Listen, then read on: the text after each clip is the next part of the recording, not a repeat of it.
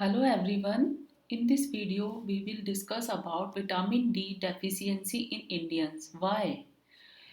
As we know, vitamin D को हम sunshine vitamin भी कहते हैं. सो सनशाइन विटामिन है हमारे देश में, हमारी कंट्री में तो सन इजीली अवेलेबल है. हर ऑलमोस्ट सभी जगह के ऊपर सन की रेज प्रॉपरली पहुंचती है. फिर हम इंडियंस में विटामिन डी की डेफिशिएंसी क्यों हो रही है, उसके रीज़न क्या हैं, उसका क्या सॉल्यूशन है, इस वीडियो में हम इस पर डिस्कस करेंगे. तो सबसे पहले हम आते हैं कि विटामिन डी का सिंथेसिस कैसे होता है. विटामिन डी का सिंथेसिस होता है हमारी बॉडी में 7 डिहाइड्रो कोलेस्ट्रॉल हमारे स्किन में प्रेजेंट है. जब स्किन पर सन की रेस पड़ती है तो सन की रेस की प्रेजेंस में विटामिन डी थ्री का सिंथेसिस होता है. Vitamin D three vitamin D के लिए प्रीकर्सर का काम करता है. अब हम आते हैं कि सन की रेस के अलावा और कौन कौन से फैक्टर्स हो सकते हैं और कौन कौन से सोर्स हो सकते हैं जिनसे हमें विटामिन डी मिलता है. Seafood, fish, prawn, supplements and medicines, मतलब आर्टिफिशियली हम कोई मेडिसिन या सप्लीमेंट ले रहे हैं. वेजिटेबल्स एंड ग्रेन्स बहुत पुअर सोर्स है विटामिन डी का. मैंने ये पॉइंट छोड़ दिया था फोर्टिफाइड फूड, तो एक सोर्स है फोर्टिफाइड फूड भी. फोर्टिफाइड फूड या जूसेस वो फूड होते हैं जिसमें आर्टिफिशियली किसी कंपाउंड या सब्सटेंस को ऐड कर दिया जाता है. जैसे फॉर एग्जांपल हमने कई जगह देखा है जूसेस वगैरह के ऊपर होता है, उसके बॉक्स पे लिखा हुआ होता है कि विटामिन डी फोर्टिफाइड और विटामिन सी फोर्टिफाइड. मतलब जो फ्रूट जूस था उसमें आर्टिफिशियली इन कंपाउंड को या इन केमिकल्स को ऐड कर दिया जाता है. तो ये है फोर्टिफाइड फूड्स. ये फोर्टिफाइड फूड्स का कल्चर इंडिया में बहुत कम है. ये मोस्टली फॉरेन कंट्रीज में फोर्टिफाइड फूड्स अवेलेबल होते हैं.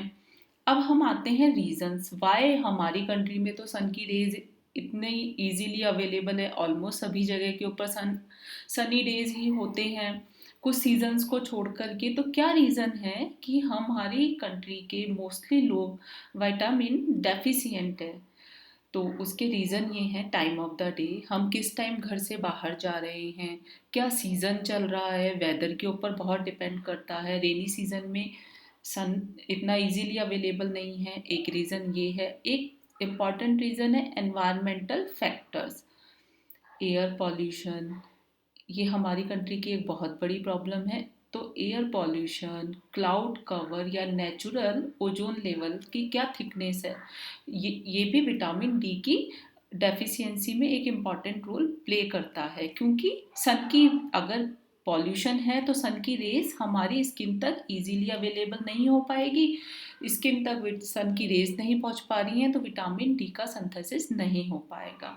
Rural and urban area, rural area हमें पता ही है कि रूरल एरियाज में ओपन स्पेस में लोग ज़्यादा रहते हैं एज कंपेयर अर्बन एरियाज में. तो सन की रेज भी अर्बन एरिया में रहने वाले लोगों तक कम पहुंच पाएगी.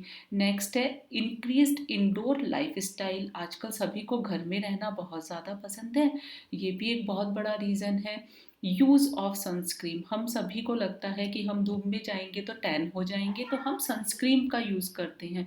ये सनस्क्रीन हमारी स्किन में सन की रेज के अब्जॉर्प्शन को रोक देती है.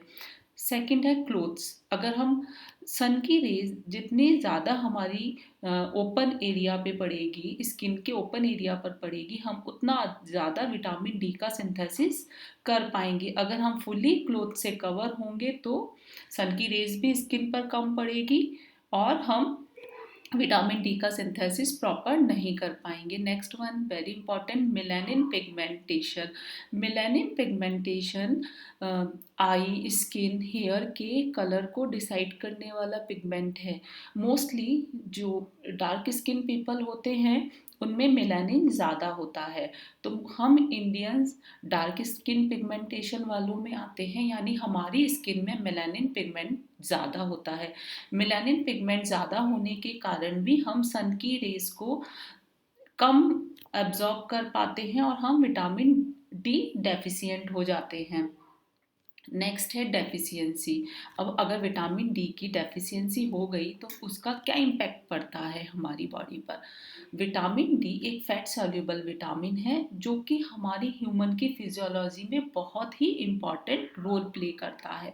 अगर विटामिन डी की डेफिशिएंसी हो जाती है तो सबसे इम्पॉर्टेंट जो हम सभी को पता है, स्केलेटन कॉम्प्लिकेशंस आ जाती हैं, यानी हमारी बोन्स उतनी स्ट्रांग नहीं रहती हैं। ये एक कॉमन फैक्टर है जो हम सभी को पता है। इसके अलावा भी अभी हाल ही में जो रिसर्च हुई है उनसे पता चला है कि विटामिन डी की डेफिशिएंसी से auto immune disease, cardiovascular disease, cancer, depression, Parkinson disease, heart disease, diabetes, obesity, tuberculosis, ये सब भी डिजीजेस हो जाती है, ये सब प्रॉब्लम्स भी क्रिएट हो जाती है। यानी कि इससे पता चलता है कि विटामिन डी हमारे लिए कितना इम्पॉर्टेंट है।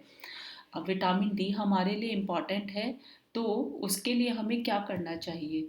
हमें अपना ब्लड टेस्ट करवाना चाहिए। विटामिन डी के टेस्ट इजीली मार्केट में अवेलेबल होते हैं। अगर हम विटामिन डी डेफिशिएंट है तो हमें अपने डॉक्टर से कंसल्ट करना चाहिए। अगर ज़रूरत होगी तो डॉक्टर हमें मेडिसिन्स और आर्टिफिशियल सप्लीमेंट्स लेने के लिए कहेंगे। और अगर हम बहुत थोड़ा ही कुछ डेफिशिएंसी है तो हम उसे अपने आप भी दूर कर सकते हैं। जैसे हम सन के अंदर सनी डेज में घर के बाहर थोड़ा ज़्यादा टाइम स्पेंड कर सकते हैं। फिश और सी फूड को अपनी डाइट में इंक्लूड कर सकते हैं।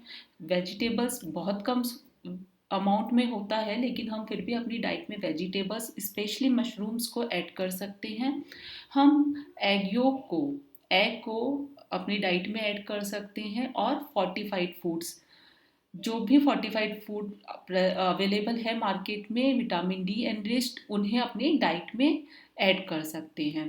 तो अगर आप ये सभी मेथड यूज़ में लेते हैं तो आई एम श्योर आप लोग विटामिन डी डेफिशिएंट नहीं होंगे। तो आज के इस वीडियो के लिए बस इतना ही। Thank you. अगर आपको मेरा वीडियो पसंद आता है तो प्लीज़ आप लाइक कीजिए, शेयर कीजिए, सब्सक्राइब कीजिए।